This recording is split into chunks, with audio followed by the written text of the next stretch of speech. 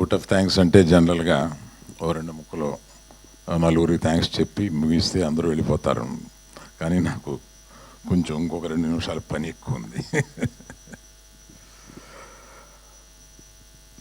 మేము ఆహ్వానించగానే సంతోషంగా ఈ కార్యక్రమానికి ఇచ్చేసిన గౌరవ ముఖ్యమంత్రి రేవంత్ రెడ్డి గారికి నా హృదయపూర్వక నమస్కారం.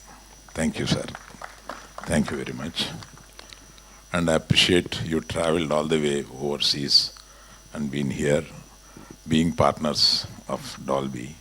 Thank you very much, sir. And Bunny, hi.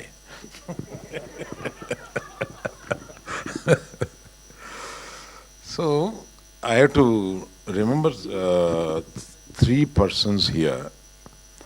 నేను ముగ్గురిని ఇందులో తప్పనిసరిగా గుర్తు చేసుకోవాలి.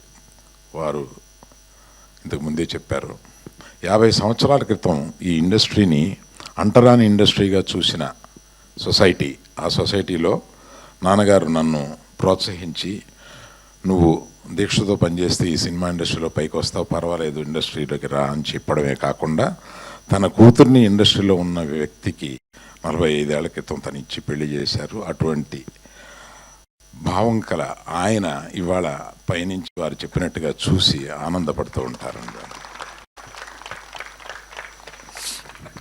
రెండో వ్యక్తి ఎంతోమందికి తను ఒక ఇన్స్పిరేషన్గా నిలిచి ఎంతోమందికి హీరోలు అవ్వడానికి ఒక బాట వేసి ఒక ఇన్స్పిరేషన్ ఇచ్చిన చిరంజీవి గారు. ఆయన్ని కూడా మనం తలుచుకోవాలి.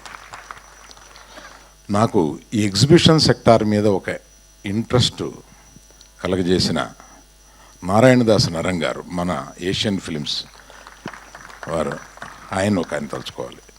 ఈ ముగ్గురిని నేను ఈ థియేటర్ ఓపెనింగ్ సందర్భంగా తప్పనిసరిగా తలుచుకోవాలి. కాగితం పెద్దదే కానీ ఎక్కువ లేదండి ఇందులో, డోంట్ వరీ. హైదరాబాద్ని ఫిల్మ్ క్యాపిటల్గా చేయాలని సీఎం గారికి అత్యంత కోరిక. ఆ కోరిక తప్పనిసరిగా నెరవేరుతూ ఉందని మనకు అనిపిస్తూ ఉంది. హైదరాబాద్ షుడ్ బి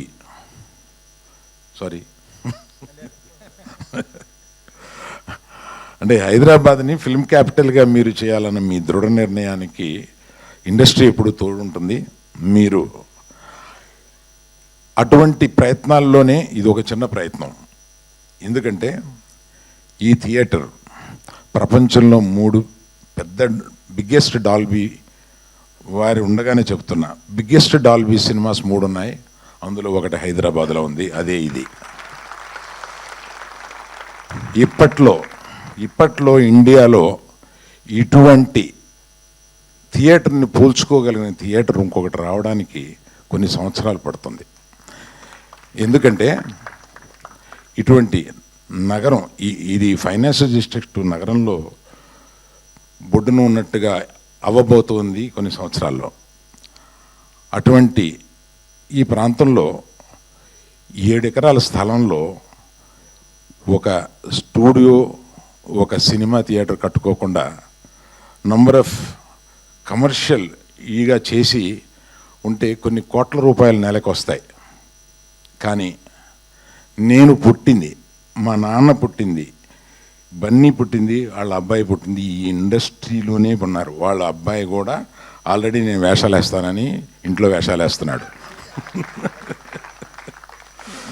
సో 4 జనరేషన్లు మేము ఈ ఇండస్ట్రీలో ఉంటూ ఒక ఇండస్ట్రీకి ఏదైనా తిరిగి మనం ఇవ్వాలంటే ఇటువంటిది ఇవ్వాలి కదా అని. ప్లస్ నాకు ఆఫ్టర్ ఐ రిటైర్ నేను చూసుకుని గర్వించదగిన ఒక చోటు ఉండాలి కదా అని అనిపించి అటువంటి రియల్ ఎస్టేట్ ఇది చేయకుండా దీన్ని ఒక థియేటర్గా మలిచాను.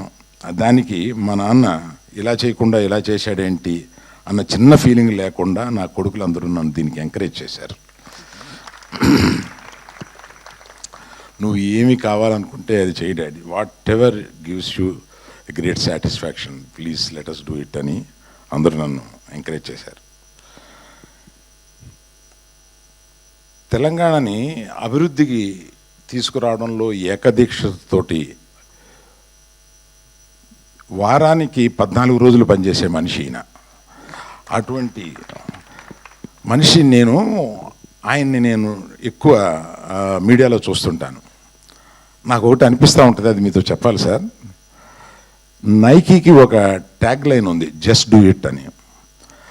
ఆయనకి ఏదైనా ఇది మంచిది, ఇది ఉపయోగపడుద్ది ప్రజలకి, ఇది తెలంగాణకు ఉపయోగపడుద్ది, Hyderabad, he will just do it. ఎక్కువ క్యాలిక్యులేషన్స్ లేకుండా he will just do it. That's what I have notice sir. That is what made you great today. నేను అది నమ్ముతున్నా. మీరు ఏదైనా గొప్ప పని చేసేటప్పుడు ఈ జస్ట్ డూ ఇట్ గుర్తొస్తుందన్నమాట మీకు. అటువంటి అది అనిపించి నాకు ఎప్పుడన్నా ఆయన ఎదురుగుండా మాట్లాడే సందర్భం వచ్చినప్పుడు ఇది చెప్పాలని అనిపించింది, చెప్పాను.